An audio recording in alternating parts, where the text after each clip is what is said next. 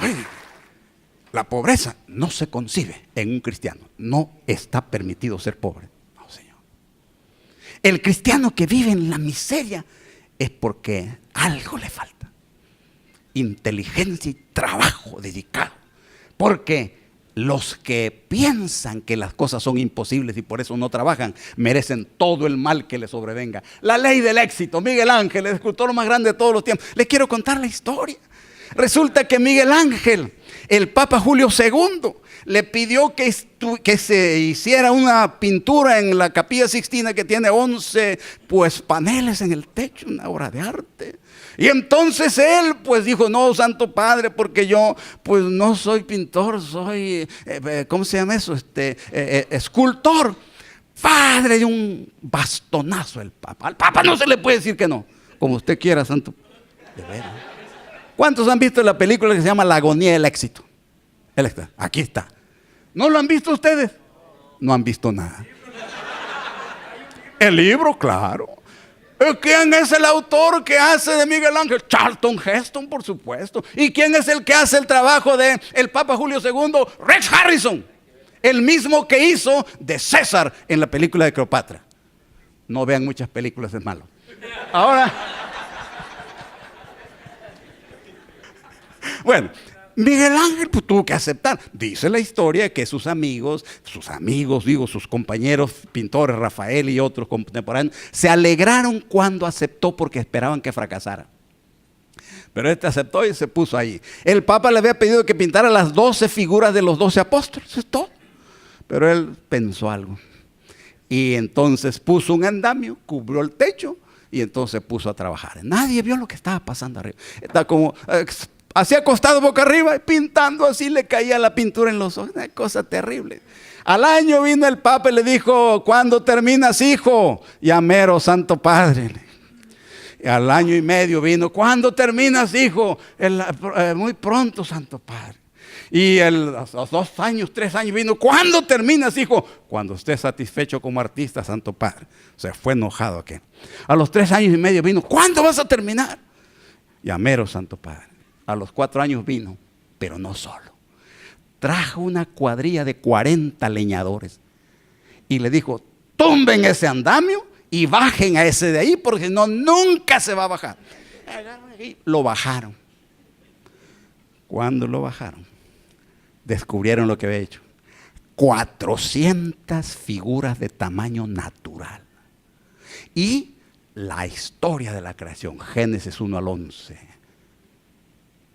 La obra más grande de la historia del arte, que cambió las ideas estéticas de la humanidad para honra y gloria del Vaticano.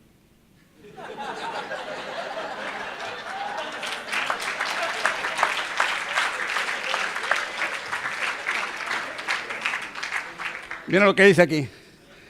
Iniciar una obra es algo relativamente fácil. Basta con avivar un poco la llama del entusiasmo. Perseverar en ella hasta el éxito es cosa diferente, es cosa que requiere continuidad y esfuerzo. Comenzar está al alcance de los demás, continuar distingue a los hombres de carácter. Por eso la médula de toda obra grande desde el punto de vista de su realización práctica es la perseverancia, virtud que consiste en llevar las cosas hasta el final. Es preciso pues ser perseverantes, forjarse un carácter no solo intrépido sino persistente, paciente, inquebrantable. Las más grandes victorias corresponden siempre a quienes se preparan, a quienes luchan y a quienes perseveran. Una razón por la cual pocos escriben libros, aunque son muy inteligentes, es porque les falta algo.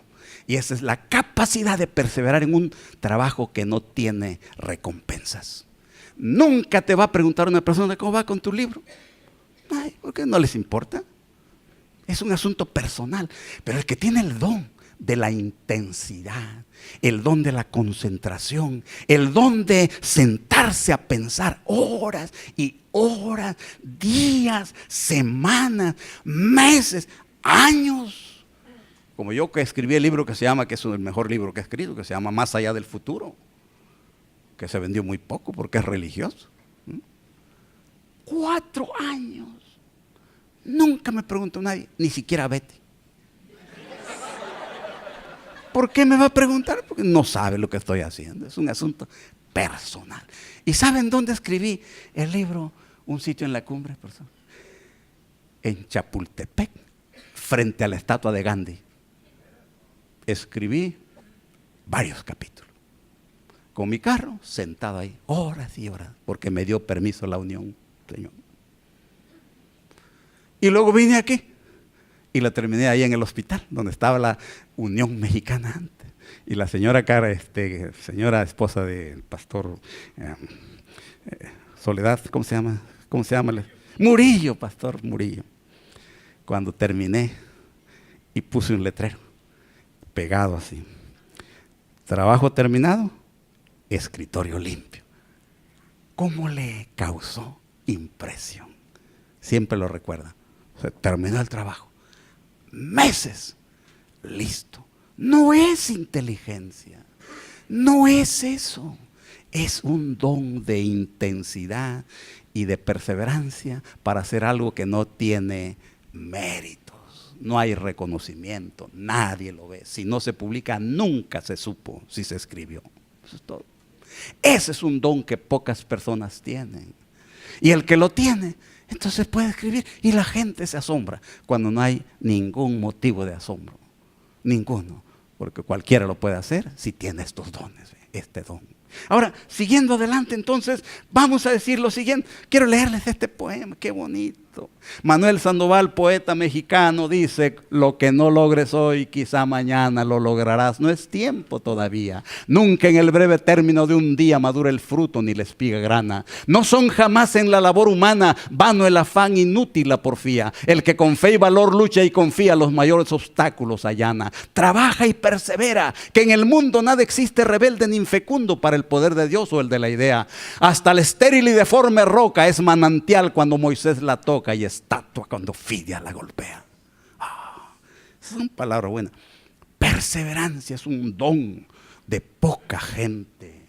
Y luego estas palabras que deben tenerlo ustedes, algunos lo tienen. Rudyard Kipling, claro, los tienen en su oficina, en la sala de su casa. Dice ahí estas tremendas palabras: cuando vayan malas cosas como a veces suelen ir, cuando ofrezca tu camino solo cuestas que subir, cuando tengas poco a ver pero mucho que pagar y precises sonreír aún teniendo que llorar, cuando ya el dolor te agobie y no puedas ya sufrir, descansar acaso debes pero nunca desistir. Tras las sombras de la duda ya plateadas, ya sombrías, puede bien surgir el triunfo, no el fracaso que temías, y no es dable a tu ignorancia figurarse cuán cercano puede estar el bien que anhelas y que juzgas tan lejano. Lucha pues por más que tengas en la brega que sufrir. Cuando todo esté peor, más debemos insistir.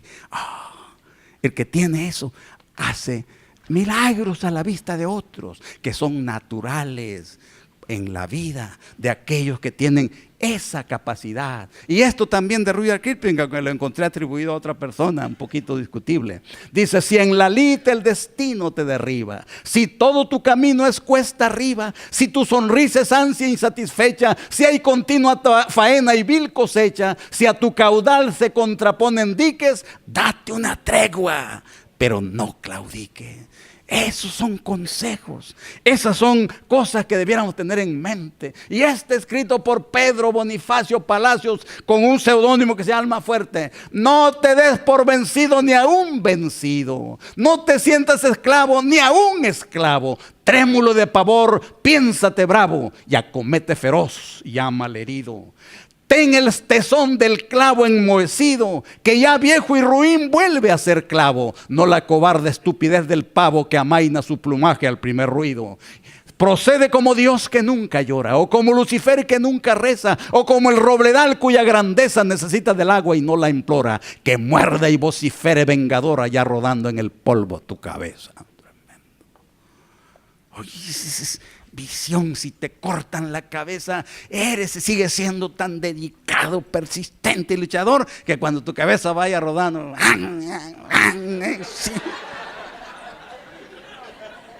se fue. Estoy escribiendo un libro, ya va muy avanzado. El libro se llama, profesor, Vivieron y Triunfaron. Biografías bonitas. Le mandé a Carlitos Guzmán una, porque es amigo mío, muy especial, cariñoso, y es mi asesor ahí en lo que le pedí, pues, mi asesor, le dijo, pastor, nunca imaginé eso, no sabía que eso ocurrió. Es extraordinario. ¿Saben biografía de quién es, pastor? Pedro Infante. Óigame, esa persona, solamente cuando uno lo estudia se da cuenta cuán grande fue. ¿Y por qué hace 60 años que murió? Y todavía lloran cientos, miles de personas en su tumba cada año. Y van a la tumba. Cuando salga ese libro va a tener éxito, porque al final viene pues la lección por la cual la ponemos, no porque queremos anunciar a Pedro Infante, que sería muy bueno, pero la lección que se saca, la moraleja, el ejemplo, y va hacia Cristo, el solidario de toda la humanidad. Qué bonito es. Carlito me dijo, nunca había imaginado eso, pastor. Y el pastor Partida me dijo, pastor, muy bueno, pues se lo mandé. Lo malo es que me lo dijo bueno hace poco. Si me lo hubiera dicho al principio ya se hubiera terminado el libro. Va muy avanzado, muy bonito. Pero miren ustedes, ahora les cuento la historia mejor, esta, ¿no? Para terminar, respetar un poquito ahí. Gracias.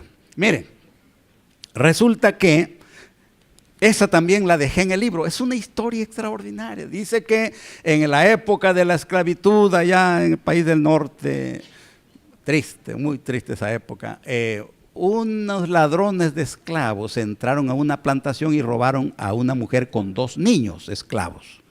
Y el dueño de los esclavos, que amaba a sus esclavos, cosa rara, pagó a rescatadores que fueran a rescatarlo. Cuando volvieron los rescatadores, regresaron diciendo no encontramos nada. Era en octubre era una época ya fría en Estados Unidos, ya fría los que viven en Nogales, los que viven en Juárez, ya fría fines de octubre. Y entonces regresaron 3 días después, no encontramos nada. Y como si se hubieran olvidado, dijeron solamente encontramos esto y entregaron un bultito de ropa mojada, el bebé esclavo que los ladrones de esclavos habían dejado tirado en el camino porque creían que estaba muerto. Y entonces se lo agarró el pobrecito. Bueno, ¿y cuánto le debo? Pues ¿cómo te vamos a cobrar? Si no ganamos, no trajimos nada. No le daban importancia al bebé. Era esclavo, era negro y probablemente ya estaba muerto. 3. Pues quédense entonces con el caballo que les presté, dijo el dueño, y cambió el niño por un caballo. Milagrosamente el niño vivió. Y desde chiquito una visión, un sueño de ideales, de esperanza, brilló en su corazón. Ansioso de aprender, cuando tenía 12 años, abrieron una escuela en su iglesia, en su pueblo, y fue a inscribirse y no lo recibieron porque no recibían negros. Dolor porque era lo que quería aprender. Entonces finalmente anduvo buscando, vino un maestro, les enseñó a leer y escribir y anduvo 10 años errante en busca de educación. Finalmente a los 20 y tantos años, 28 años, entró a la facultad de agricultura en una universidad allá en Iowa, allá en el norte. Y su vida estudiantil fue una maravilla, con muchas anécdotas de trabajo, de inteligencia. Era un genio, pintor, laureado. Era coleccionista de especímenes botánicos. Era excelente pianista, casi concertista, un genio. Y entonces finalmente, después de mucho trabajo y muchas anécdotas, se graduó. Todo le sonrió. Y como era un genio, su alma mater lo empleó como el primer afroamericano miembro del claustro de académicos de la universidad.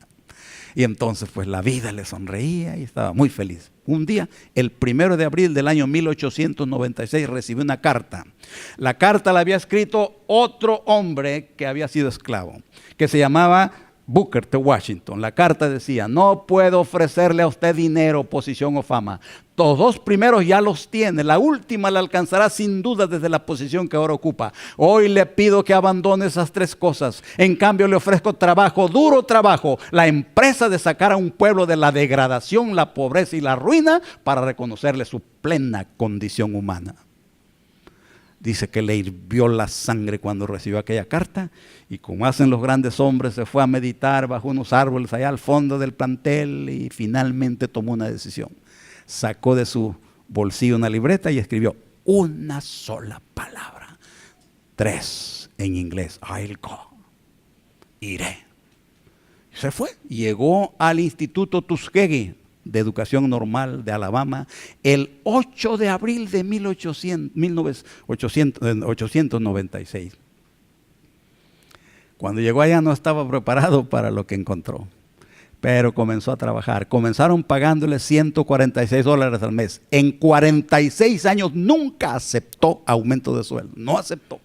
El cajero le suplicaba que cambiara sus cheques, porque tenía cheques atrasados de un año que no había cobrado. No gastaba nada, él hacía su ropa, su comida, no tenía ambiciones de ese tipo de ninguna clase, trabajando, haciendo cosas asombrosas.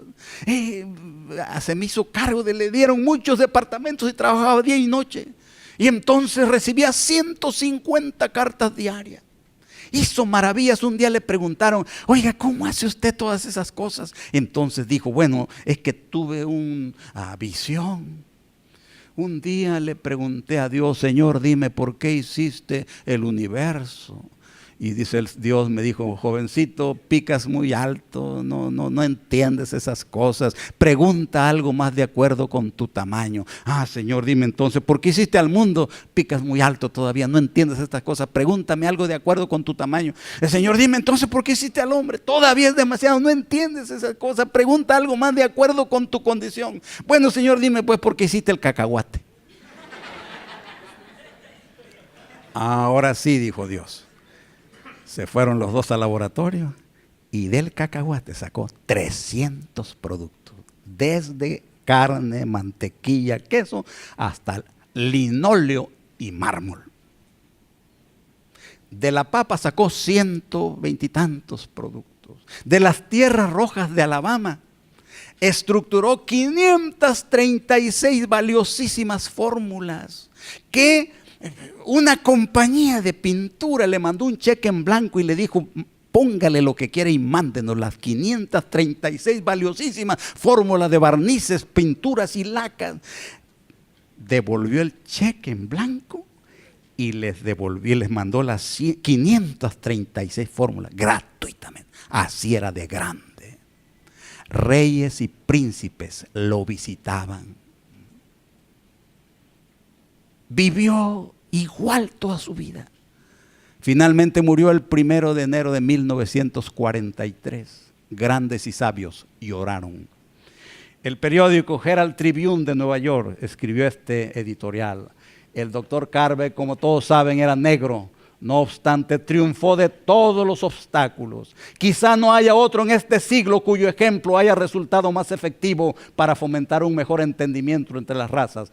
Tal grandeza participa de lo eterno. Pero sus amigos, sus alumnos y sus compañeros de trabajo escribieron su epitafio que dice: pudo añadir la fortuna a la fama, pero como no le interesaban la una ni la otra, encontró la felicidad y el honor en ser útil al mundo. Eso es ser grande. Eso es alcanzar verdadero éxito en la vida.